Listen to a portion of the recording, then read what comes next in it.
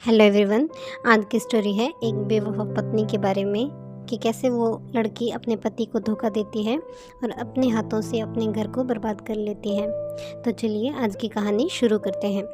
संदीप की शादी एक सुंदर सी लड़की से 5 साल पहले हुई थी, लेकिन उसने हमेशा ये महसूस किया कि वो उसे धोखा दे रही है, क्योंकि उसका व्यवहार बड़ा ही संदिग्ध था। वो फ़ोन को देखते हुए मुस्कुराती रहती थी, पूछने पर कहती मम्मी से बात कर रही हूँ। अक्सर रात को देर से घर आती। जब भी संदीप कारण पूछता तो एक्स्ट्रा शिफ्ट की बात कहकर टाल देती। एक रात जब वो दोनों सो चुके थे, तब रात को 12 बजे वो चुपके से घर से निकली। संदीप ने उसे जाते हुए देख लिया था। वह वापस रात के 2 बजे आई। संदीप से अब और बर्दाश्त नहीं हो रहा था। उसने सबूत हासिल करने के लिए एक डिटेक्टिव हायर किया। डिटेक्टिव ने उसे तलाक लेने लायक सबूत लाकर भी दे दिए कि उसकी पत्नी उसके ही एक दोस्त के साथ मिलकर उसे धोखा दे रही थी। संदीप अपने साथ हुए अन्याय का बदला लेना चाहता था। कुछ ही दिन बाद उसकी पत्नी का जन्मदिन था। ये मौका उसे सही लगा अपना बदला लेने के लिए। संदीप ने उसे जन्मदिन के दिन घूमने चलने के लिए पूछा, लेकिन उसकी पत्नी ने ये कहकर मना कर दिया कि वो उस दिन पूरा दिन ऑफिस में बिजी होगी। तो संदीप ने उदास होने का दिखावा करते हुए अपने दोस्तों के साथ गोवा जाने की बात उसके सामने रखी। उसकी पत्नी बड़ी ही खुशी के साथ मान गई और उसे जाने की अनुमति भी दे दी। संदीप की पत्नी के जन्मदिन वाली सुबह भी आ गई।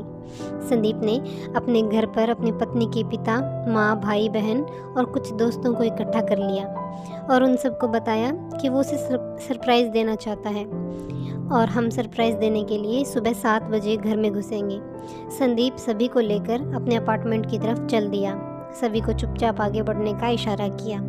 वे सभी लोग अपने साथ संदीप की पत्नी के लिए उपहार लेकर आए थे। किसी को आइडिया नहीं था कि आगे क्या होने वाला है। संदीप के पास अपने अपार्टमेंट की दूसरी चाबी थी। उसने उस चाबी से दरवाज़ा खोला और सभी बेडरूम में घुसे उसकी पत्नी को सरप्राइज़ देने के लिए। लेकिन बेडरूम में संदीप की पत्नी किसी और आदमी के साथ चैन से सो रही थी। उसके पिता के हाथ से शैंपेन की बोतल गिरने से वो नींद से हक्की बक्की होकर उठी। संदीप ऐसे लग रहा था जैसे उसे कुछ पता ही नहीं था और वो इस हादसे से पूरी तरह टूट चुका है। लेकिन उसके दिमाग में बस यही चल रहा था, इससे अच्छा तोहफा तुम्हारे बर्थडे के लिए हो ही नहीं सकता, और शायद ही किसी पति ने अपनी पत्नी को ऐसा तोहफा दिया होगा। कहानी कैसी लगी हमें कमेंट करके ज़रूर बताइएगा, और यदि आपने भी कुछ ऐसा अनुभव किया है तो हमारे साथ ज़रूर शेयर कीजिएगा और हमारे चैनल को सब्सक्राइब करना मत भूलिएगा।